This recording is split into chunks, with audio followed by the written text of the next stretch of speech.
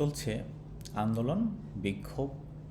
ঢাকাসহ দেশের প্রায় সবকটি জেলায় যে আন্দোলন চূড়ান্ত একটা রূপ লাভ করেছে এবং আগামীকাল থেকে দেশব্যাপী অসহযোগ আন্দোলনের ডাক দিয়েছিলেন বৈষম্য বিরোধী ছাত্র আন্দোলনের সমন্বয়কবৃন্দ। এবং তার সমর্থনে আজকে শনিবার ৩রা আগস্ট যে আন্দোলন সংগ্রাম চলছে, বিশেষ করে আমরা দেখতে পাচ্ছি মানবজমিন যে রিপোর্টগুলো উপস্থাপন করেছে, শহীদ মিনার, আফতাবনগর, বাড্ডা, রামপুরা, বনশ্রী, মিরপুর ১০ এবং সায়েন্স ল্যাবে শিক্ষার্থী জনতার বিক্ষোভে উত্তাল ঢাকা শহর।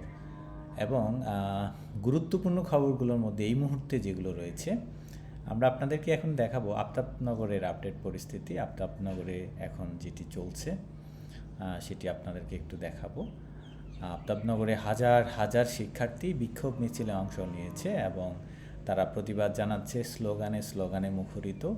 তাদের এক দফা এক দাবি, সরকারের পদত্যাগ, সরকারের পতন, স্বৈরাচার সরকারের পতন চাই বলে তারা স্লোগান দিয়ে যাচ্ছে।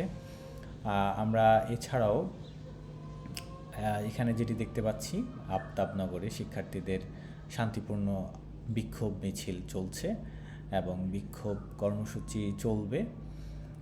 আগামীকাল থেকে দেশব্যাপী শিক্ষার্থীরা যে অসহযোগ আন্দোলনের ডাক দিয়েছে, তার সাথে প্রায় সকল শ্রেণী পেশার মানুষ একাত্মতা পোষণ করেছে এবং তারা সহমত পোষণ করেছে। আন্দোলনে একাত্মতা পোষণ করে অধিকাংশ ব্যক্তিবর্গ প্রতিষ্ঠান থেকে ইতোমধ্যে অসহযোগ আন্দোলনকে কেন্দ্র করে তারা তাদের বিবৃতি পাঠ করেছে, সমর্থন জানিয়েছে।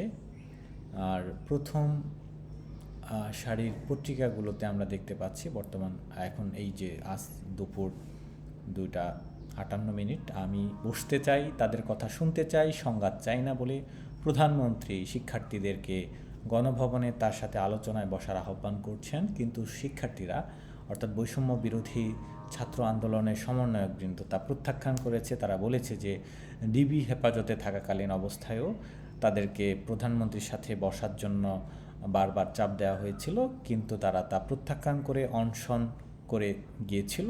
তাদের অনশন চালিয়ে যাওয়ার প্রেক্ষিতে এবং বিভিন্ন ব্যক্তিবর্গ জনক্ষোভ, জনরোষ এবং সাধারণ শিক্ষার্থীদের তীব্র আন্দোলনের মুখে ধরতে গেলে সমন্বয়কদেরকে ছেড়ে দিতে ডিবি বাধ্য হয়। সেই একই গান গাচ্ছেন আমাদের বর্তমান ক্ষমতাসীন সরকার, যিনি তার গদি ছাড়তে ইচ্ছুক না এবং তিনি জনগণের পালস বুঝতেও রাজি নন এই মুহূর্তে।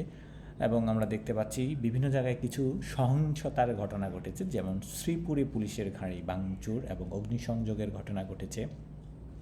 এবং সরকার এর মধ্যে দিয়ে প্রতিদিন সরকার বিরোধী আন্দোলনে রূপ নিতে পারে এরকম বিভিন্ন দাবি দাওয়া যেগুলো ছিল এতদিন পেন্ডিং ছিল, সেগুলো রায় দিয়ে দিচ্ছে। প্রস্তাবিত যেমন পেনশন স্কিম বাতিল ঘোষণা করেছে জাতীয় পেনশন কর্তৃপক্ষ এবং সরকার বলছে যে তারা ধারাবাহিকভাবে বিভিন্ন শ্রেণী পেশার মানুষের সাথে তারা বসবে, আলোচনা করবে বর্তমান পরিস্থিতিকে কিভাবে মোকাবেলা করা যায়, কিভাবে সমস্যা সংকট নিরসন করা যায় ইত্যাদি ইত্যাদি তার নানা ধরনের কথাবার্তা বলছে এবং বলছে যে আটক সাধারণ ছাত্রদের মুক্ত করে দেওয়ার নির্দেশ দিয়েছেন প্রধানমন্ত্রী।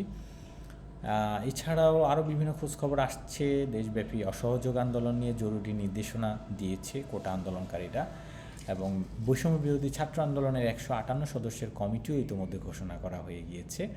আমরা প্রথম আলোয় দেখতে পাচ্ছি যে আন্দোলনকারী শিক্ষার্থীদের জন্য গণভবনের দরজা খোলা বলে একটি খবর লিডে আছে, প্রধানমন্ত্রী যেটি বলেছিলেন। এবং উত্তরায় চলছে বিক্ষোভ, পাশে পুলিশ ও আওয়ামী লীগের অবস্থান। বাংলাদেশে গণতন্ত্রের অবনতি ঠেকাতে ব্যবস্থা নিতে লিংকেনকে 22 মার্কিন আইন প্রণেতার চিঠি।